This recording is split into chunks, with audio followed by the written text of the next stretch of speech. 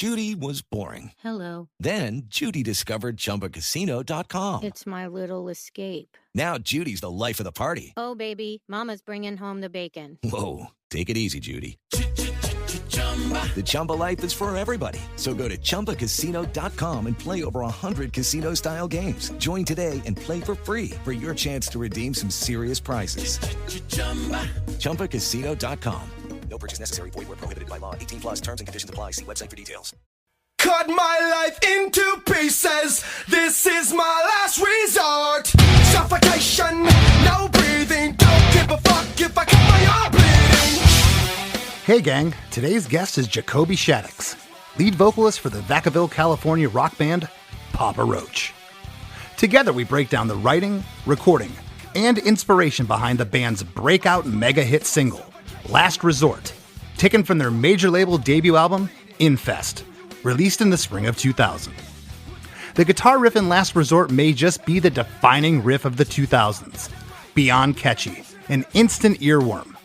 The story of this song is amazing, as Jacoby opens up about the lyrical inspiration, saying that it was about a dear friend who went off the deep end, providing Jacoby with some truly heavy subject matter. He recalls showing the lyrics to the band, and they were blown away with what he came up with. The production on this song is amazing too. Almost a quarter century after its release, Last Resort sounds like a truck coming at you full speed ahead. Producer Jay Baumgartner kept the production fairly streamlined. There wasn't a lot of overdubs and studio trickery happening, but what was laid to tape is heavy, catchy, and most importantly, moving. And this song continues to move people, recently amassing its 1 billionth Spotify play. No, you didn't hear that wrong. 1 billionth. So for all this and the Fugees and Iron Maiden's respective worlds colliding, don't touch that dial. Hey, hey, have you heard? Chris DeMakes a podcast. Hey, hey, have you heard? Chris DeMakes a podcast. Hey, hey, have you heard? Chris DeMakes a podcast. Hey, hey, have you heard? Chris DeMakes a podcast.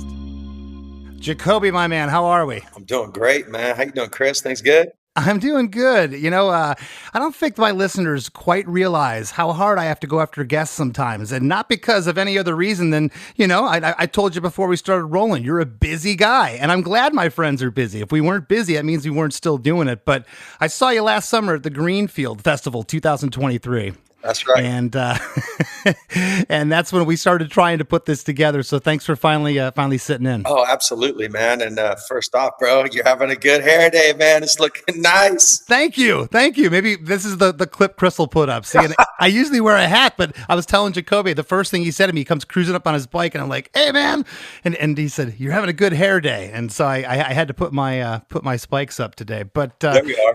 I got to tell you, you know, we recently had Paige Hamilton from Helmet on. Oh, sick. We broke down Unsung, and I told him, I said, buddy, if there is a quintessential rock riff for the 90s, it's Unsung. I mean, it's just brutal. It's just one of the best riffs. And I'm going to tell you the same thing about Last Resort. The guitar riff in this song, it's the quintessential 2000s. If you ask me, that decade, what riff? And I remember the first time that I heard this riff, Jacoby, and I was like, man, it made me happy because late 90s, early 2000s, a lot of what was being called nu metal, alternative rock, okay, there was no solos. There was no guitar parts. I'm like, okay, these guys listen to Maiden and Priest. I can hear it. Dude, so thank you so much for shouting us out like that, man. And definitely grateful to have a song like Last Resort in our arsenal. You know, we were just talking about it last night about, you know, just the arc of our career and what we've been through. And it's like, we've always got that classic to like rely on, you know? And, yeah, man, it's the story behind this thing. It's like, it's pretty wild how that riff in particular was born. I'm going to trip you out, right? So back in 2000, we were listening heavily to the Fugees at that time. And Tobin was always into playing their songs on piano. And so I walked in on Tobin one day, and he was playing the piano and just vibing. And he was like, and I was like, what is that? That's freaking cool. Like, that's a vibe. And he kept playing it. And we were like fooling around with like the bass chords underneath it, trying to find what this could be. And then after he had wrote that riff, I was like, dude, let's see what it sounds like on guitar, you know? And so we brought it in the rehearsal space, started playing it on guitar, and we were like, all of a sudden it sounds like this metal thing, right? Yeah. And it's trippy because people, like you said, people are like, oh, you guys must have listened, like big fans of Maiden or Judas Priest. And it wasn't until after we kept getting, people were like, dude, that's like Maiden. And we're like, huh? It's swear to God, right? And so then afterwards, I'm like going and we're doing shows with Maiden. I'm like, oh, that's Maiden as fuck. Like, of course. But it started like the beginning of that riff, it started on piano.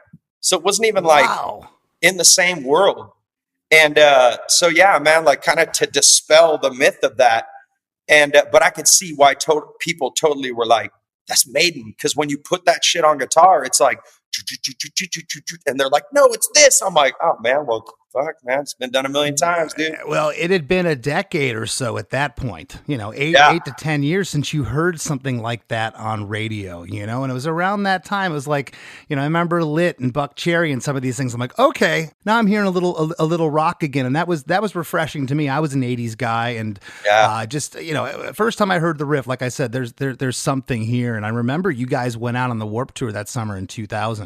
Yeah. I came out to hang out with Suicide Machines, and Jay was just like, my new favorite band, man. And Jay was just like, you got, you know, and I went and saw you guys live. You absolutely killed it out there. And this song, for the listeners, you guys have had some massive hits. And I know about your career really post this, when Howard Benson took over, who produced a bunch of Less Than Jake records. Okay. Yep. Getting Away with Murder, Scars. I mean, these are massive songs, but like this tune, Last Resort, there's something really, I know you know this, something really special. When we played at Greenfield Festival, I sat there, I went in front of house, I wanted to see this. And your show's massive, man. You guys got the pyro going. It's a big rock show. It's a lot of fun. And I saw 30,000, 40,000 people lose their mind when you went into that vocal at the top of this. And I mean, I got goosebumps thinking about it. It was so cool. Yeah, man, it's one of those songs that every time we rip on stage, it just goes off. It goes bananas. Somebody was my friend Josh was asking us the other day, he's like, dude, do you guys ever get tired of playing that? And I'm like, no, never. Like anytime we rip that, first off, I'm like, I'm so proud of it. And it's one of those songs that just stands the test of time. I could be in the middle of an airport and sing that out, and somebody would be like, this is my, you know what I'm saying? Like, hit me back with it, you know? And it's Have you ever done that? No, but I probably will at some point for social media or something like that. You know, be in a Walmart and grab the mic. I might do it next week when I'm in the airport. See what happens. I'll give you a test run. But I mean, I'm careful when I say this, because sometimes I think my listeners think I'm being self-deprecating. You know, my band never had a radio hit. It doesn't make us, you know, not validate us or make us any less or whatever. But, you know, to have a hit and then to have hits, I mean, that's incredible. I mean, you know how many bands are out there. You know how we're all fighting for that piece of the pie, and there's only so much of it to go around. And I ask people this that are on the show, and I probably know the answer, but did you ever think, I mean, you guys had recorded this from what I understand, had a demo of it, and then you had a record, a debut record, Old Friends from Young Years, that came out in 97, released a couple of EPs after that, and then you did a demo, from what I understand, for Warner Brothers. They gave you some money to work with Jay Baumgartner, and I actually heard that demo of Last Resort. It's interesting. It's verbatim the same song, the same lyrics, exactly, but it doesn't have the same energy. It doesn't have the same. It's amazing what you were able to capture a little bit later. Cut my life into pieces. This is my last resort. Suffocation, no breathing. Don't give a fuck if I cut my heart bleeding. This is my last resort. Do you remember playing that song? Were you playing that out live, and maybe that's what gave you the confidence when you went to re-record it to have what it became? Yeah, so we were, I'll kind of give you a little bit of prior history to it. So we brought this thing into the garage, right? And the riff was going down. Our manager, he heard that riff, the band jam, and he's like, you guys need to do that. Like and the lyrics for the song were actually lyrics that were on a different piece of music that we wrote. And for some reason, I was like, what if this melody and these lyrics go over this riff that the band has written? And in practice, I just went into it And it just, everybody lit up. You're like, oh, that's something special, you know? So those like serendipitous moments of creativity that just come out of nowhere. And then we were off to the races, right? And then we started playing this thing at all of our shows. And it was funny, man. People would be at our shows as, you know, this is us as an independent band, no record deal. And we'd play it in our show and people would be like, play that one again. Like, you know, and this is like, you know, we're in like these little small divey clubs and, you know, garage parties and like, you know, basement shows and that kind of stuff, right? Those were the things we were doing. And sometimes we find ourselves playing that song twice, right? We're like, all right, like later we like, all right, play it again. And I think really shedding wood like that really helped us develop the energy of the song, the personality of it, the dynamic, the performance. And so, you know, when we went to finally go into the studio with Jay Baumgartner with the demo deal with Warner Brothers, we went in and recorded it. And then when we got dropped, well, not even dropped by Warner Brothers, but they passed on us. The A&R had gotten fired in the process, and Warner Brothers was like, oh, we're going to pass. And I remember getting that phone call, and just, I remember I was sitting in our van on a hill. We were sitting at a light on a hillside, and we were talking about this moment where we're not getting the deal. Like, it was like we were all sitting in the van, and we're just like, oh, feeling defeated. And we're like, you know what? Like, we're just going to release it. Let's just go re-record it, because we couldn't release the version that we recorded for the demo. We were like, our plan was to go with Jay Baumgartner, release it, and just see what happens. So we go in and we're recutting this, and this guy, Ron Handler from DreamWorks, hears that we're at the studio cutting tracks. And so he just came down. He's like, pulled up on the studio and wanted to hear some of the music, and we played it for him. And there was some magic in that performance and in that recording of that song that just, it grabbed him. And I mean, the rest is history from there. You know, it blows me away. I mean, you know, again, just because a song is amazing. I mean, how many records do you have in your collection that just didn't sell any copies but have amazing songs on them? We all do, right?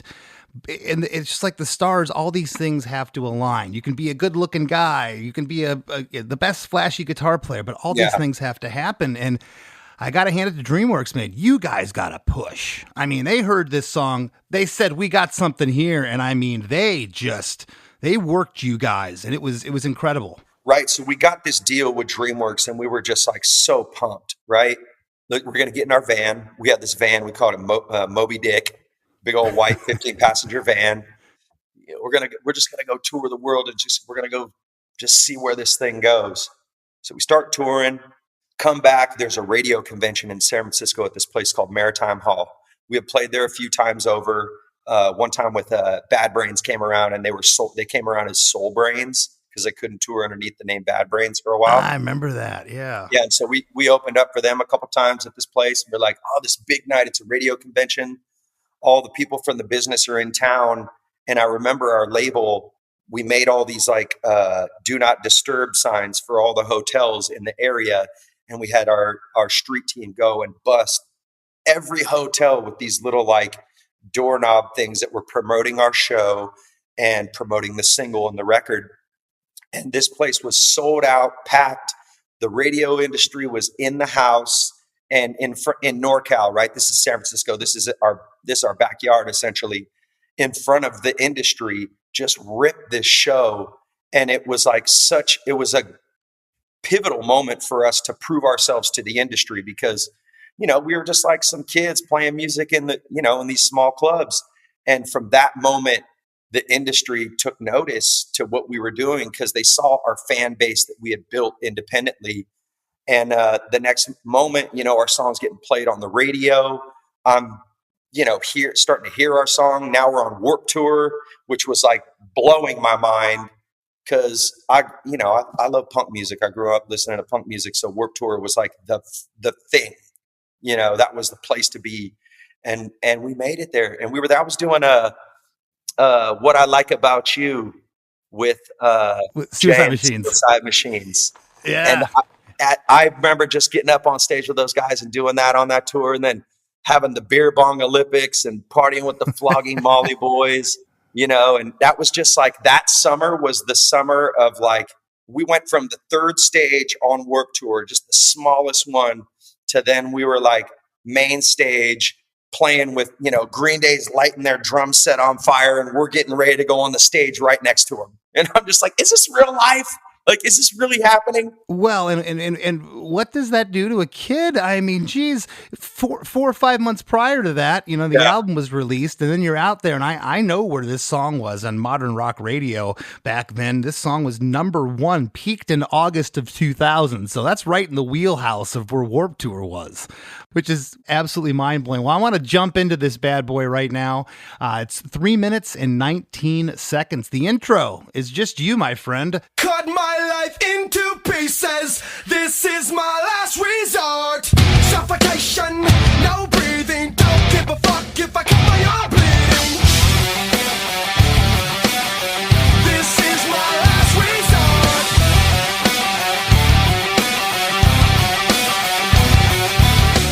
resort. Cut my life into pieces. This is my last resort. Suffocation, no breathing. Don't give a fuck if I cut my arm bleeding. This is my last resort.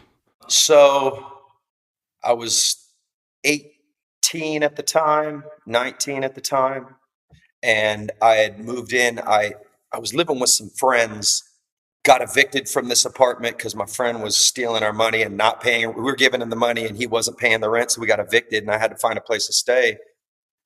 So I hit up my friend Mark, started living with him, and at this time I was getting a little loose, you know, experimenting with psychedelics and kind of getting a little out there, you know, partying with the boys. And one night we took some LSD, and my very good friend at the time had a horrific trip, and it broke something inside of him. And for probably about the next week, he wasn't sleeping, he wasn't eating, and he went into this downward spiral where then it went into a suicide attempt, multiple suicide attempts. And I'm living in this house with my friend, and it was just a terrifying time as a young man to watch like one of my best friends just devolve into a suicidal mess. And thank God he didn't succeed and he got help. But the song was born from that, right? This experience from me watching my best friend go through this horrific downward spiral right in front of my eyes. And I didn't know what to do. I didn't know how to help, or, you know, and I was like trying to get hold of his dad. Like, how can we help him? I don't, you know, and it was fucked. And so I was telling my friend about this story a couple of years later, and he was just like, man, why don't you just write a song about that, man? Like, because I was kind of writing about nonsense for a while. And my friend encouraged me. He's like, dude, you need to start like talking about like this. Because it was almost like these therapy sessions with me and my buddy, you know, where we were just laying it all out, you know. And so I wrote about this, but I wrote about it in a first person perspective, right? And it wasn't until years later that, you know, I have my own struggle, right? But this song at that point in time was about one of my best friends attempting suicide. And the song was like a cry for help. Did you bring the lyric to the band, or was there music written for this? I brought the lyrics, and then these lyrics were actually on a different musical bed that we had written. And then the band, we wrote this new riff, right? The Last Resort riff, and had this groove going. And I put those lyrics on top of that one. And then that's when the magic was born. And I don't even know where the idea came from about starting the song with the lyric, you know, just right off the rip. I don't know whose idea that was, but it just somehow that came together, and just not a lot of songs that just start with vocal. No, and you want to talk about, I mean, it was the greatest thing for what was happening at rock radio at the time then. I mean, it just comes on. You know, they might introduce the band, they might not. It just that comes on and you immediately know it. It's that identifiable. It just rams you in the eye. It rams you in the eye. Straight up, man. And that's, you know, ever since, honestly, every time like I said earlier, every time we play that, every time we perform it, it's one of those tracks that just sets the crowd off, period, hands down, since day one. As an independent band, as a signed band on top of the world, to be in a band that was like, you know, kind of fighting back from the the lull of a career.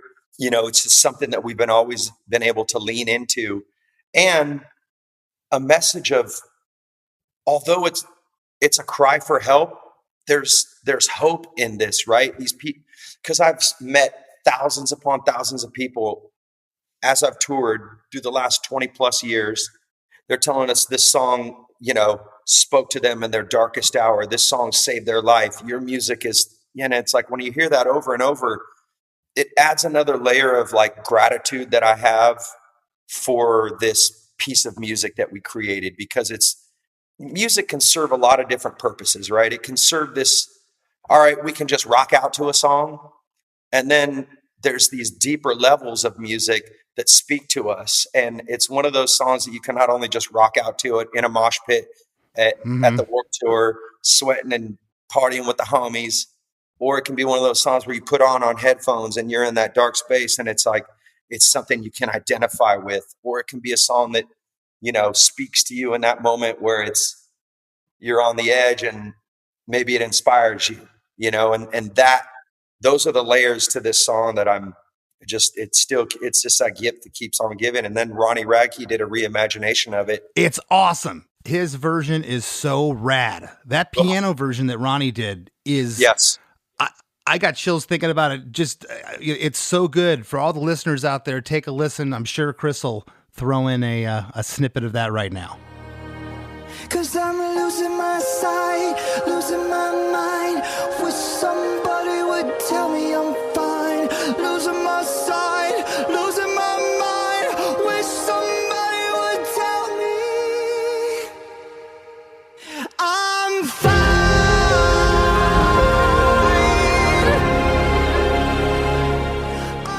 Man, you know, this intro in this song, I always get the guitar out and I'll go through. I like to, you know, see if there's any tricks, any weird chords, the arrangement changes in the song. And there's a lot of musicality within Papa Roach, especially on your later material. You guys really branched out. There's a simplicity here of this song. And I think the lyric, there's something universal. This is my last resort. It could be about divorce, death. It could be you lost your dog, you know, all these different emotions. Who can't get behind that? It sounds like there's a double vocal going on in this song. Did you double track the vocals? Absolutely. Yes. Yeah, I do in a lot of my vocals that I'm cutting. Doubling myself is always something that I've done, you know, and it's just somehow it just helps it jump off the track a bit more. But like you said, there is a raw quality to this. It's guitar, bass, drums, and vocals, and a message. Well, and I'll tell you, it's pretty sparse. We're gonna peel it back here in a moment. But what I feel like, and I'll talk about it here, it's in the notes somewhere.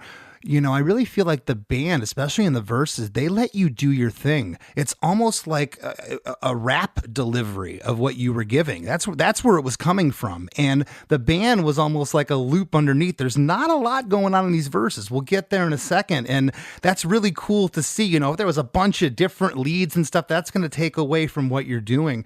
I got to ask, this is right on the cusp. Was this Pro Tools or you guys go to tape? We went to tape and then dumped into Pro Tools. Okay, so you dumped to edit probably later. Even on the edits, because we've gone back and because we did like a re-record of it, and we were like, that song on Infest, it's tempo mapped. And so you try to put it to a click and it don't fit to a click. Yeah. We like to do that. Tempo mapping stuff. I like to make things feel, you know, different. Sometimes we'll slump into a part and it's just like 2 BPM slower and it just fits in the pocket a little bit better. Yeah, I've talked about that a couple times on here. And for everyone listening, what Jacoby's talking about is, you know, the chorus sometimes has to be pushed a little faster than the verses. So you're going to put that metronome, that click track up to get the intensity up. And other times just you put the click track on and for 3 minutes, that's the song. But other times you have to kind of finesse it. And I'm usually wrong with that, Jacoby. I'll give it to my bass player. He's like, why is that part slower? It sounds weird, you know? So sometimes you can't be too highbrow about it. When the band kicks in here, it's drums, bass, and stereo guitars. There's a super heavy chop going on here, I call it, with this groove. It's staccato. It's heavy. And then after you say cut my arm bleeding, there's 8 bars of the same groove, but the stereo guitars now go to the lick. Okay, the big stereos aren't there doing rhythms. I noticed it was just bass that's happening there, and that is so cool. And the bass tone here is ripping. Yeah, Tobin, when we first got in the studio back in 2000, like professionally, it's like we're trying to just get the dopest tones, you know? It's like Jerry was recording on Marshall with a JMP1. I remember that's what he was using. And then also, it starts with the F. It's like a smaller company. I forgot the name of the company.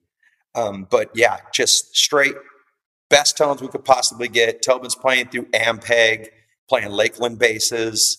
He's always played Lakeland basses, loves that tone. He's tried to play tons of different basses throughout his career, but it's like something about the way, because he plays with his fingers. He's not a pick guy. Yeah. And so he plays with his fingers, and it's just, there's something in that tone with the Ampeg, the 810 ripping. Actually, he also used a B15 for the bass guitar on the recording of this song as well. Jacoby, we're going back 25 years here. I am so impressed for the singer's recall of the guitarist gear. This is unheard of, dude. Nobody knows. Well, it's like after we did that, people would talk to us about those tones. They're like, dude, what are those tones? What are you guys playing with? So I heard the guys time and time again, oh, that's the JMP1. That's like, and people were telling us, like, we were trying to model those sounds after y'all did your record. They were like, we were trying to achieve some of those tones ourselves. And that was like, wow, really? That's fucking cool. Like, we came through there with something that was sounding like just in your face and fresh. And like, that's right on, boys. Good work, you know? I still think it sounds that way. 24 years removed, man. This thing sounds awesome. The production is great. And part of my interest and knowledge, you know, of that kind of stuff is like, I'm the singer back in the day that was like loading the bass cab in the back of the van because Tobin was drinking 40s with the homies. I was, you know what I'm saying? We practiced at my house. You know, I'd go in and at the end of the night and we'd go home and unload. It'd be like me and Jerry, my guitar player, unloading the stuff. I was never like the white glove singer guy. And and just loving that, being in the trenches of the music with the boys and watching them dial in their tones. And I just have such this, like, I'm a fan of the guys in my band in a weird way. You know what I mean? And that's awesome because you've had pretty much the same band the whole time. I mean, and your drummer, Tony, who I knew back from when he was playing in 10-foot pole and pulley back in the day. Yep. Tony's a great friend, a great drummer, and he's been with you since 2007. So I love bands that are able to keep it together. It's something very special about that. Halfway through that 8-bar groove there in the intro, we get "This Is My Last Resort." You say that hook again, and we get into verse 1. Cut my life into pieces. I reach my last resort. Suffocation, no breathing. Don't give a fuck if I cut my arm bleeding. Do you even care if I die bleeding? Would it be wrong? Would it be right? Ever took my life tonight? Chances are that I might. Mutilation out of sight. And I'm contemplating suicide. Cut my life into pieces. I've reached my last resort. Suffocation, no breathing. Don't give a fuck if I cut my arm bleeding. Do I even care if I die bleeding? Would it be wrong? Would it be right? If I took my life tonight? Chances are that I might. Mutilation out of sight. And I'm contemplating suicide. Man, that's heavy when you read it. How do I put the most just raw desperation together in words and tell that story of my friend, you know? And it's heavy, right? Cut my life into pieces. That's just like, I'm done. It's over. I can't handle this. I need to like dissect all these issues inside. Can I even deal with what I'm finding within myself? You know, the phrase last resort, it's like I'm at the end of my rope, right? Any way that you could hurt yourself, cutting, suffocation, you know, I just use those to paint this picture of just somebody at the end of their rope. It's interesting because that lyric, again, cut my life into pieces. You know, this is my last resort. You were coming from a certain place of pain with that lyric. And somebody else is able, that's the universal beauty of music. Somebody else is able to pick that up, like I said a second ago, and they're able to run with it. Now it's about them. Now they're owning it. And that's I'll use the term again, it's a very universal understood lyric. It's trippy too, man, because as I reflect upon just that lyric, right, cut my life into pieces, you know, and as I've grown as a man and stuff like that, like I've had to do that, like dissect myself, my problems, my issues, and cut out some of those things that were destroying me in a weird way, you know? And so it's like, and that's like a continual refining process, I think, for me. And I think in a weird way, it's like, it's desperate, but it's hopeful in a weird sense. Tear my heart open, I sew myself shut. Hey everybody, we got a lot more with Jacoby Shaddix coming right up after a few words from our sponsors. With the Lucky Land Slots, you can get lucky just about anywhere. This is your captain speaking. We've got clear runway and the weather's fine, but we're just going to circle up here a while and get lucky. No, nothing like that. It's just these cash prizes add up quick. So I suggest you sit back, keep your tray table upright, and start getting lucky. Play for free at LuckyLandSlots.com. Are you feeling lucky? No purchase necessary. Void where prohibited by law. 18+ terms and conditions apply. See website for details. One Hit Thunder is a podcast where we both celebrate and have a good laugh about bands and artists that had just one hit that we all know. Each week, we're joined by a guest from the world of music or comedy to learn more than you ever thought you would about some songs that you can't forget. And we decide if they brought the One Hit Thunder or were nothing more than a one-hit blunder. Look, if you listen to the show, you're probably going to laugh, and I guarantee you're going to crush next time the bar has music trivia. Tag Team, Jane Child, Meredith Brooks, Looking Glass, Sean Mullins, Eiffel 65, EMF, Crash Test Dummies, Crazy Town, Chumbawamba. We have hundreds of episodes in our back catalog and a new episode each week, so pass the Dutchie, make sure you're connected, and subscribe to One Hit Thunder wherever you get your pods. Mind us that the past is real. I tear my heart open. And now, back to the show. I was going to ask you, you know, it's funny, and I've talked to a number of lyricists and artists that they realize after the fact, it might be 3 months, it might be 3 years, it might be 30 years, that it was more autobiographical than they think. There was a lot of this that was about you too. I'm not putting words in your mouth. I'm saying that could be the case too here. You know, it came from a place of pain, but it turned into your pain too. Yeah, it's trippy how this song works. My band is named after my grandfather, Howard William Roach. And we call the band Papa Roach because that's what I call my grandpa, Papa Roach. We were coming up with odd band names, right? I'm like, name it after my grandpa, dude. Let's go. Step grandpa too, man. He didn't have to love me, but he did, man. He was awesome. That's awesome. That's great. That's but you know, in just a tragic turn of events, he took his life. My grandpa died by suicide. And that was like, gosh, I'm sorry. Whoa, that was a heavy moment.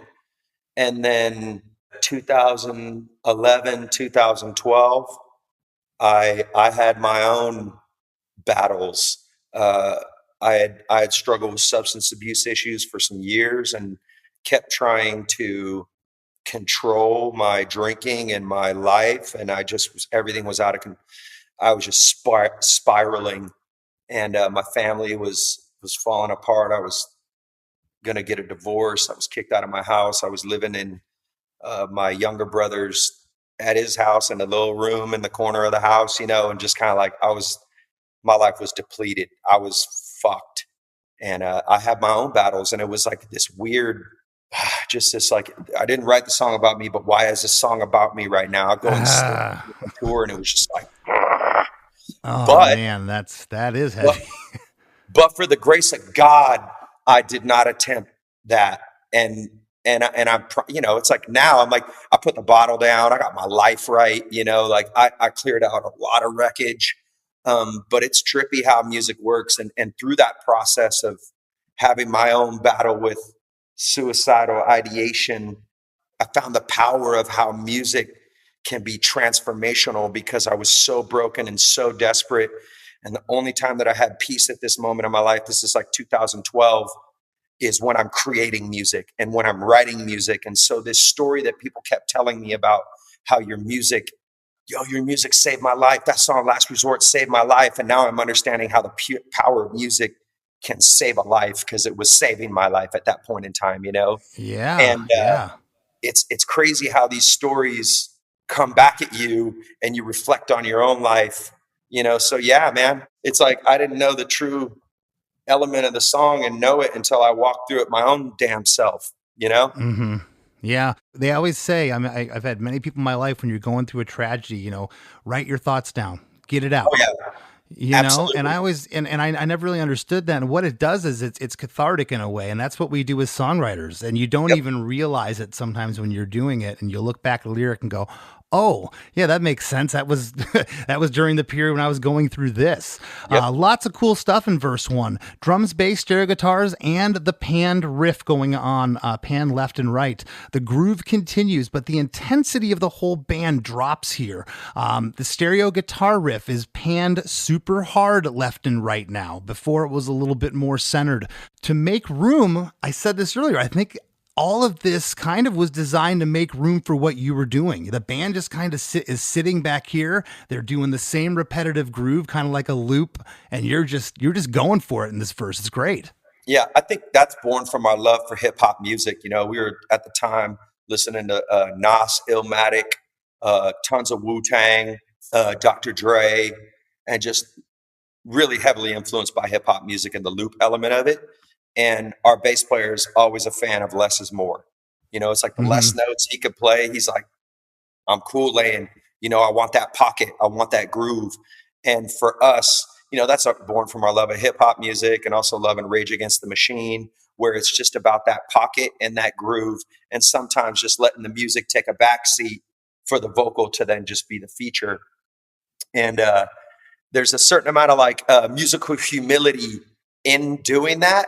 But I think that's like, we've always loved that little extra level of whatever we can bring as to the musicianship of our craft. And, you know, my guys are sticklers and they're always, you know, trying to do something, take it to the next level. And that was our best attempt at that time to like make tasteful music that was inventive and trailblazing. I also got to tell you, a lot of bands that were coming out around this time, I feel that at least the vocalists, a lot of them were one-trick ponies, and that isn't necessarily a bad thing. Like some of them could just scream, or they had a certain style, and that was their thing.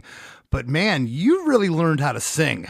And part of me learning how to sing over the years was working with producers like Howard. It's like, okay, you're not getting away with anything on this record. So now I have to up my game. But kudos to you, man, for really stepping it up. You weren't a one-trick pony. I mean, I've heard you sing Scars and some of these songs that are, you know, they're real singing. And this is also real rapping, real delivery here that I couldn't do. I don't, you know, you talked about some of the influences. I don't necessarily come from that place. And that's what's so fascinating to me about talking to other songwriters is, you know, what was inspiring to you for this part may not have been inspiring to somebody else. And it's just, it's really amazing how that happens. Chorus 1 comes right off of verse 1. Drums, bass, and stereo guitars are all in. The guitars and bass are no longer playing those staccato rhythms of the verses. It's a full on downstroke assault. Again, I wrote the bass tone is just thunderous here.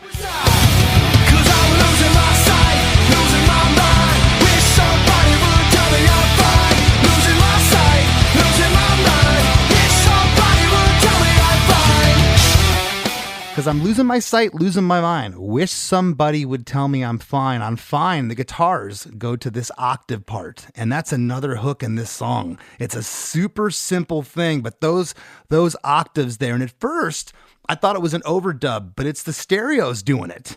Doing the whole guitar riff. So when you go to play it live, that's why, you know, I mean, you guys have some extra instrumentation now, but even back in the day when I saw you, it was just a 4-piece. It just, you didn't need to fill that sound, but that's how you recorded it. And I really think that that's cool as well. The last half of the chorus is losing my sight, losing my mind, wish somebody would tell me I'm fine. And then we get into a 4-bar full band reintro to set up for verse 2.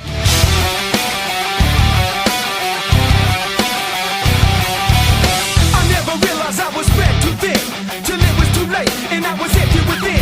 Hungry, feeding on chaos and living in sin. Downward spiral, where do I begin? It all started when I lost my mother. No love for myself and no love for another. Searching to find a level on a higher level. Finding nothing but questions and answers. I never realized I was spread too thin till it was too late and I was empty within. Hungry, feeding on chaos and living in sin. Downward Spiral, Where Do I Begin? It all started when I lost my mother. No love for myself and no love for another. Searching to find a love upon a higher level. Finding nothing but questions and devils.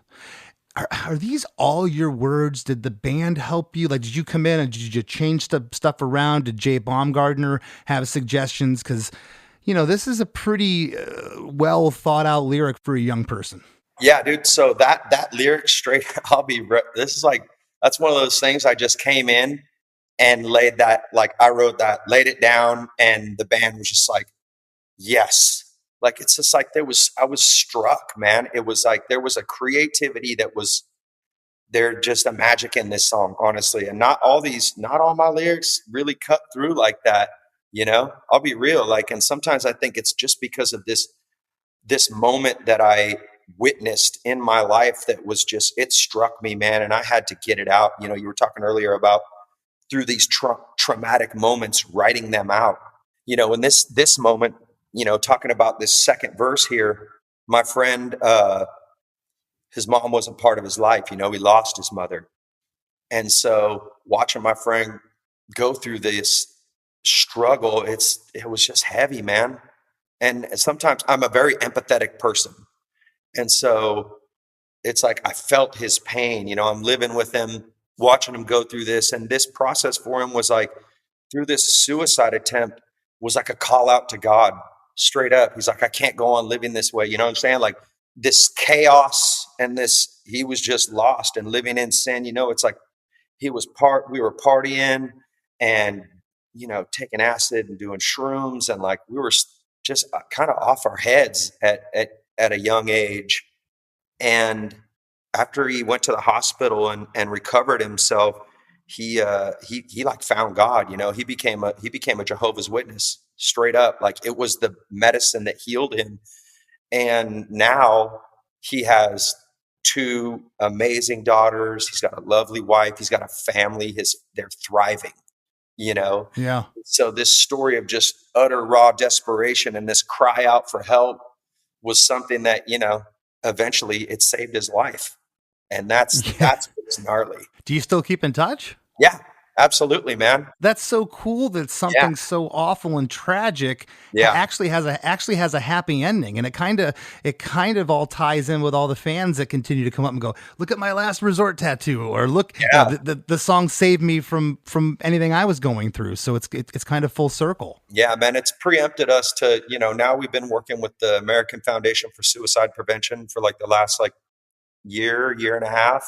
Oh, cool. Good for you. And we're raising a ton of money for them, and they do such a great work throughout America in all these major cities, helping people.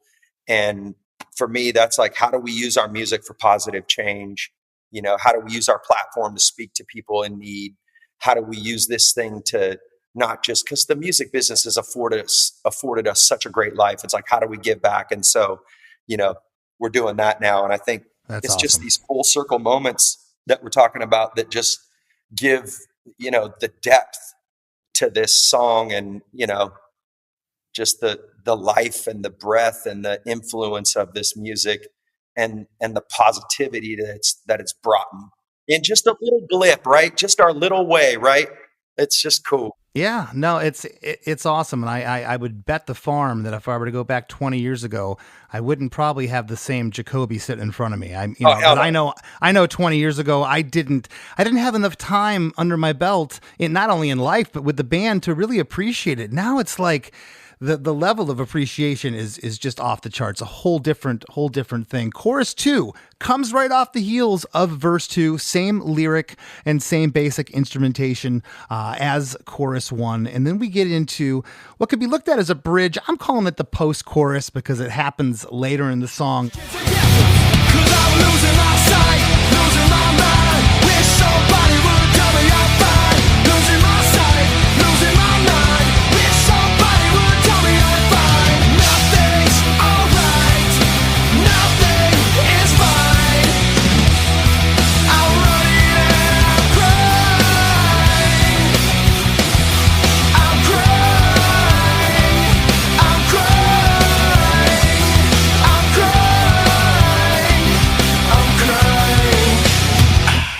Nothing's all right. Nothing is fine. I'm running and I'm crying.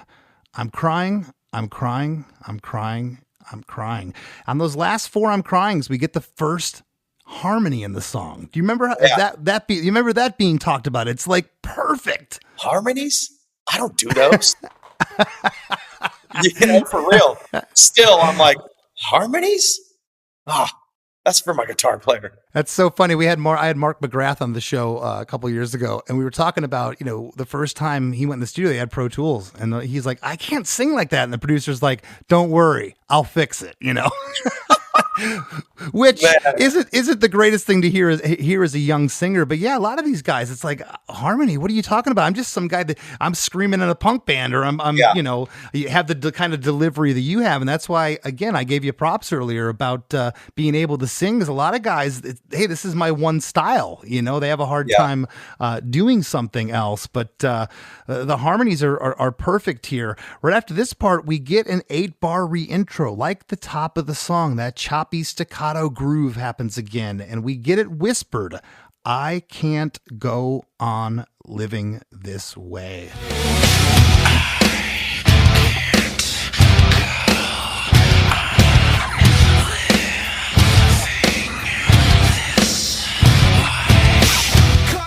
This whisper, did you do it off the cuff? Was it part of the song? Because again, it's become another hook in the tune, a huge hook. So it didn't really become part of the song live until we got into the studio, and I was like trying to figure out how to perform this part.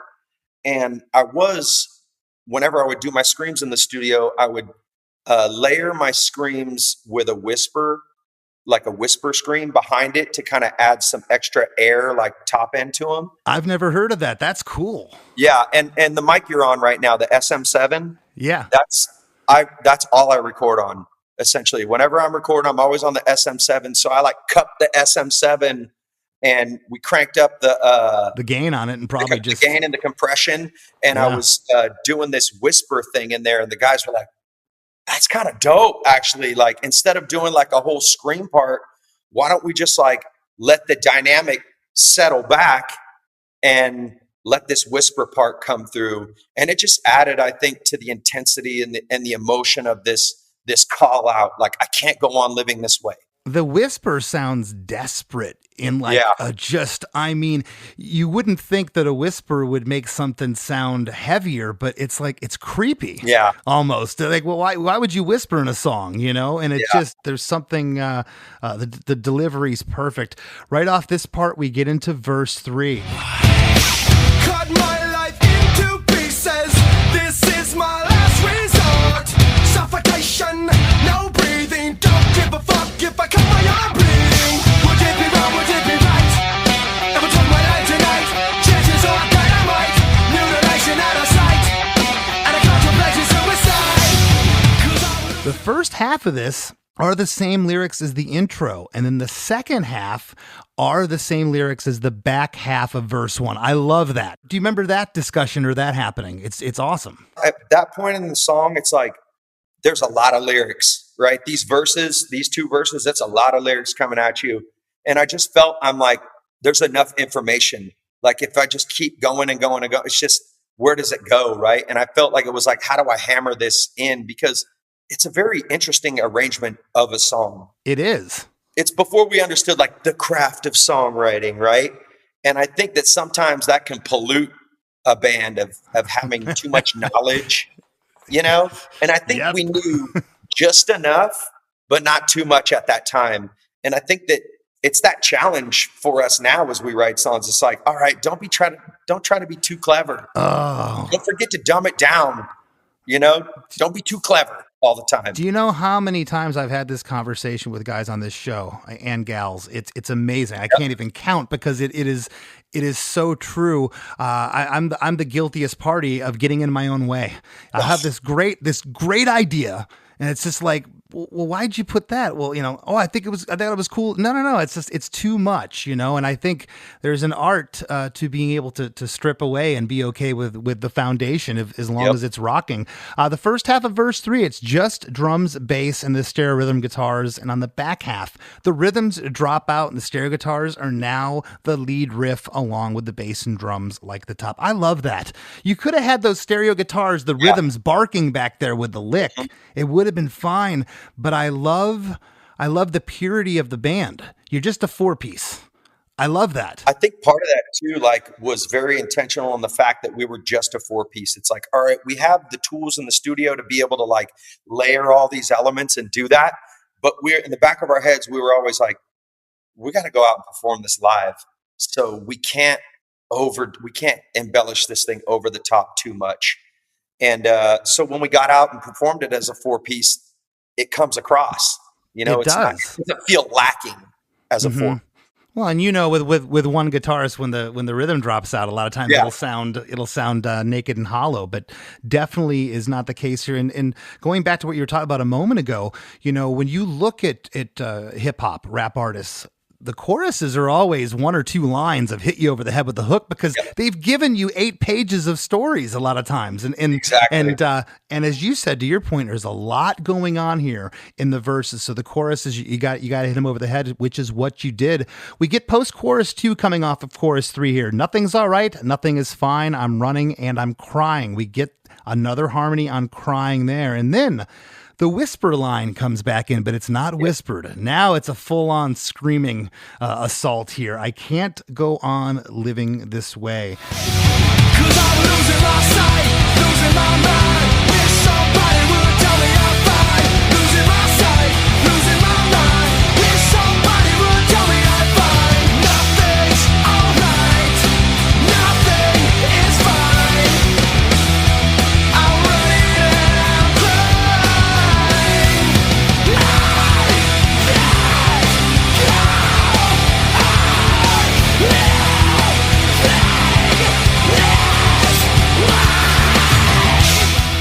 And then we get this outro, this coda of the song. Can we talk about that a little bit? It's really intense, and it's really, it's the one part of the song that is not simple. The rest of the songs, it's not doing a lot musically. It's a killer groove. You're shining, you're doing a ton of stuff, but man, the musicality here, the drumming, everything at the end here.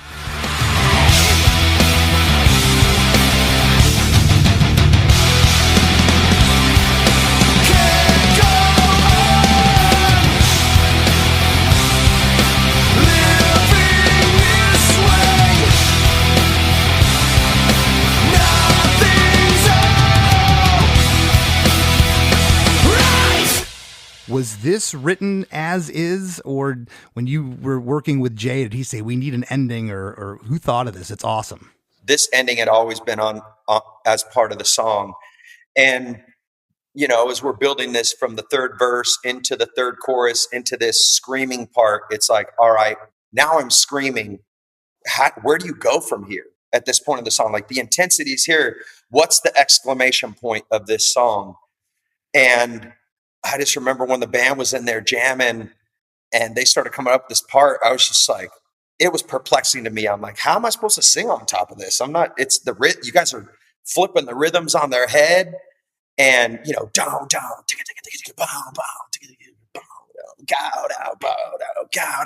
it's like, that one was a gift from the rock gods, brother. Straight up. I'm going to trip you out. I've asked this question before.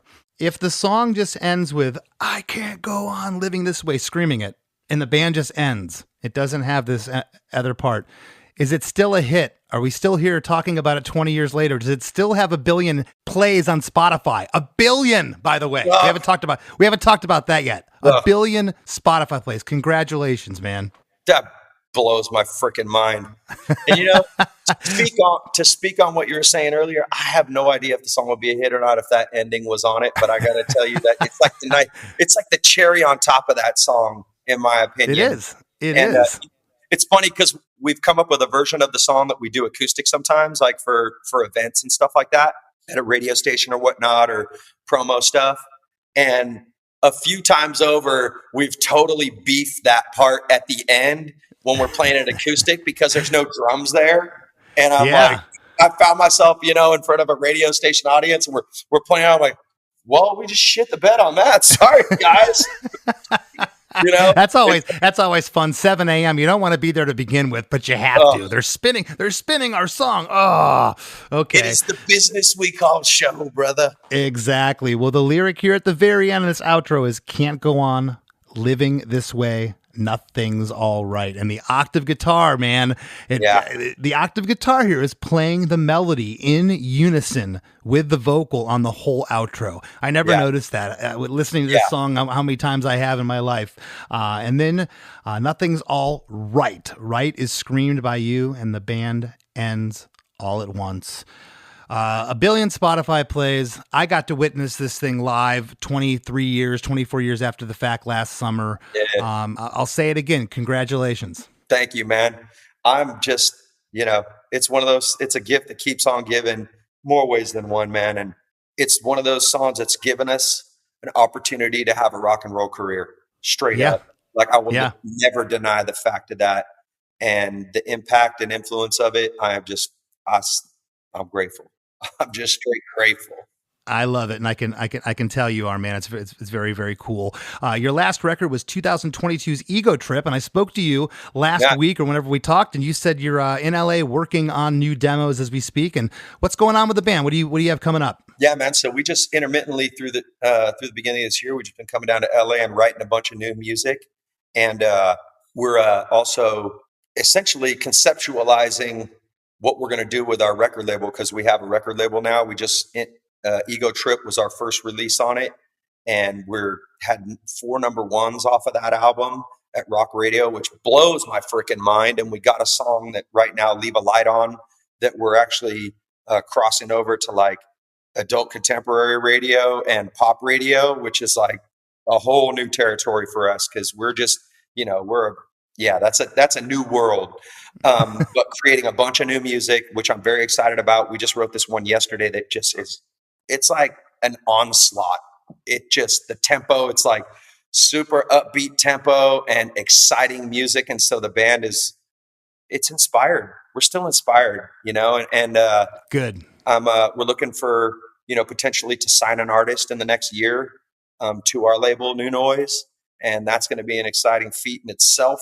And, you know, just creating new pieces of music so we can go do this damn thing again in 2025. Let's go. There you go. And hey, one last thing before we wrap up.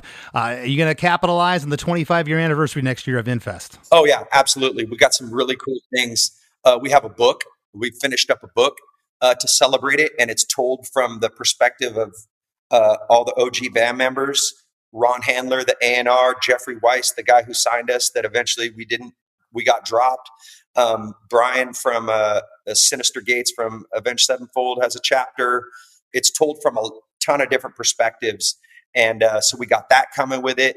We have a bunch of reimaginations of our OG songs that we're completing and packaging together. And so we're going to have a dope 25-year kind of anniversary piece and celebration of this. I don't want to go do a full tour. We're going to go do a few nights here, some real big special things. But not necessarily like the full, let's go do a whole tour, celebrate this thing, because we have so much new music that we're so proud of as well. So it's like, how do you do both? And so 2025 is going to be an exciting, fun year, you know, celebrating the new and, you know, celebrating the old. And as I sit here even talking about that, I'm like, is this real life? Is this really happening? It's exciting. That's awesome. Hey, buddy, thank you so much for being on today. It means a lot. For real, Chris. Thanks for having me, man. I'm so glad we finally put this together, and congrats on the success with the podcast too, because you know you out there killing it, boy, in more ways than one. Appreciate it, my friend. It's not like me to worry, but when I see you fading in the dark, I'll leave a light on for you. Through the long nights, I will be right there for you if you drift too far. I'll leave a light on for you. Hey everybody, the song you're hearing right now is Papa Roach's new single, Leave a Light On. And I thought that episode was incredible. I can't wait to talk to Chris about it. I think Jacoby is super cool, and I loved hearing the story behind such an iconic song. Don't go anywhere. We got lots more Chris DeMakes a Podcast coming right up after a few words from our sponsors. What's up, everybody? I am Finn McKenty, host of the Punk Rock MBA podcast, part of the Sound Talent Media Podcast Network. My podcast is all about doing what you love for a living, and every week I sit down and talk to people who have done exactly that. For example, musicians like Tommy from Between the Buried and Me, Matt from Periphery, Lil Lotus and Shinigami, among many others, photographers, artists, designers, YouTubers like Glenn Fricker and Sarah Dici, and I unpack exactly how they got to where they are today with the goal of helping you do the same. So if that sounds cool, you can listen and subscribe at soundtalentmedia.com, and I'll see you there.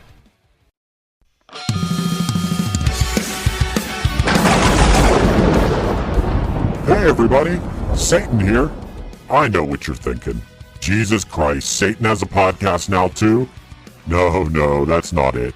But I am here to tell you about a podcast, and it's one that's all about my favorite band, Punchline. Not the band you expected me to say, right? You probably figured I'd like Slayer, or maybe some backwards Beatles records or something. Those are okay. But you usually find me rocking out to fan-favorite Punchline albums like Action or Lion, while I'm torturing dead people for all of eternity.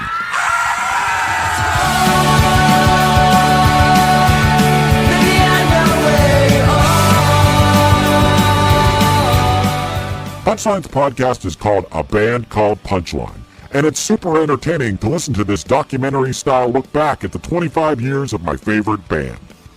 Honestly, I'm really feeling like I'm getting to know these guys, and their story is amazing. I'm so ready for them to get down here. I have so many questions. I gotta give them credit for catching on to my whole 37 thing, too. There's a reason why they're my favorite band, and if you listen to their podcast, they might become yours, too. A Band Called Punchline is available wherever you listen to podcasts. Check it out, and I'll see you all in hell.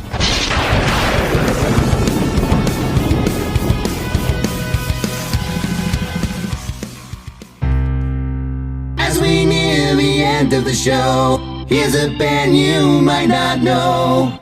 Welcome to this week's Band You Might Not Know. If you'd like your band to be considered for Chris DeMakes a Podcast, email your best song via MP3 only and a short bio to bandyoumighttnotknow@gmail.com. This week's featured artist is Tides, a punk rock band from Jacksonville, Florida, for fans of hot water music, Sam I Am, and Strike Anywhere. You can find them online at Tides Band FL. Here's a snippet of their song, Forever is Measured. Forever was the lie that we told to each other, and I never wanted more than this with your hands on mine. In the burned out nights in the summer of '89, where I found myself on the back county ceiling tiles. The Rap with Chris and Chris. Chris, we do a lot of episodes of this show. Sometimes I think that maybe half our listeners know the song ahead of time, sometimes more than half. I think that 100% of our listeners and anyone who hears this knows this song. Would you agree? Yeah, unless you're living under a huge rock, how could you not have heard this song? Billion Spotify streams. I can't even fathom what a billion Spotify streams is. It's insane. I love his enthusiasm. I love how grateful he is. Yeah. I know where he's come from. He was a crazy, out of control rocker. He admitted it in the episode, and he got older, he grew up, and he's so appreciative of this breakout, huge, massive song. Yeah, very humble guy. I told him when we got off, I think this is one of the best episodes ever. I think it was really cool to hear him open up about the song, about how it related to him, how it related to his friend. Great songs come from real things. You know, he even said before that, I used to just write whatever, just make stuff up and write it. And then he had a friend advise him like, hey, you got to write about some real stuff. And look what comes from it. A song that is still just as popular today as it ever was. Well, and a lot happened to the band. I mean, when they started writing their debut album, they probably started writing it 94, 95, 96. It came out in 97, and I went and listened to a couple tracks of it. I just kind of perused through that, the other night, and just wanted to see where their headspace was at. And man, this band grew a lot. And it wasn't just getting a producer. I followed that demo chain of Last Resort, and that demo that they had, it was a really good demo, but it wasn't a hit yet. Right. And it was nearly identical. If you go listen to it, it's nearly identical. The arrangement, the lyrics, nothing was changed. Everything was there, but they captured some magic with Jay when they re-recorded it for the album. Yeah. And it was really cool to hear that riff we all know was written on piano and was inspired by the Fugees. I think that is the coolest backstory possible of that riff. It wasn't like you thought. It wasn't Iron Maiden. It wasn't Judas Priest inspired. It was Fugees inspired. Which, that does blow my mind, but I know I wasn't necessarily wrong in that thinking, because he even said that people over the years are like, yeah, man, I can hear the Maiden. I can hear the metal. It's like, no. Yeah, no, that's not what it was. I got to say, this song, the year 2000, this song was so strong. That riff was so strong that it was undeniable, even for people like me who may have been a little snobbish at the time, and the world of like heavy rock and stuff I was too punk for that or something. I even liked this song. Everybody liked this song then. It was so undeniable, and it still is. Yeah, well, and if you want to go see, if you ever get a chance, the band's playing somewhere and you see him play this song, it's just, I had, chills for 3.5 minutes. I watched him at Greenfield Festival last summer in Switzerland. Just went out there by myself to the soundboard, got a good seat and just watched the band set, and they ripped it. I mean, it was a big festival rock concert, huge pyro, backdrops, lights. The band looked great, sounded great. And again, it's not just this song. You could write them off as one-hit wonders. You can't. They had massive songs after this. They've been prolific. They've released a lot of albums. They've remained an active band. They're not just resting on their laurels of this one song. But man, is it nice to have this song. I can't imagine watching the crowd alone when they play this song, like your experience of watching them. That has to be a sight in itself. I thought it was awesome to hear how Jacoby doesn't seem to have lead singer syndrome. He said he's down in the trenches with the boys. I think that's really cool to hear that. Also, I thought it was amazing. He said they've been working with the American Society for Suicide Prevention. How cool is that to turn your success to try to help a good cause? I wanted to note, Chris, if anyone out there has been struggling or knows someone that's struggling, the American Society for Suicide Prevention can be reached by calling or texting 988 on your phone. Just 3 numbers, 988. So I wanted to note that as well. There is help out there, and I've told people before, if, I can't imagine that I would be your lifeline, but if you ever have to reach out to somebody and I'm the only one you could think of, hit me up on Instagram at @LessThanChrisD. I'd be happy to try and be some of assistance to you. Don't feel like you're alone. But Chris, can't say enough about it. Sometimes when we get done recording, I'm like, man, that might have been the best episode. It's kind of like our new album's the best album, but I really feel like this was one of the best. It was awesome. Yeah. Cool dude. Really cool dude. I know that I'll put a few clips out there on our Chris DeMakes a Podcast Instagram, which you should go follow that if you don't, because I always put 1 or 2 video clips. But just seeing him, he just seemed really happy and psyched to be talking about a song, very appreciative of this giant song. As I think a lot of people in our experience have been appreciative of their biggest hit, but you hear stories about people out there resenting their biggest hit or whatever, but he was psyched, and you could see it on his face. Yeah, like he said, it's the gift that keeps on giving. And I'll tell you what we appreciate. If you go to Apple Podcasts and give us a 5-star review, it has to be 5 stars. Don't go there if you don't think we're 5 stars. If we're only 4 stars, don't give the review. But please go there. We've gotten some really great reviews. We're up like 700 reviews. And I asked Chris the other day, I said, what's so important about these reviews? He said, listen, there's no podcast metric outside of people talking about it or, something blows up and goes viral.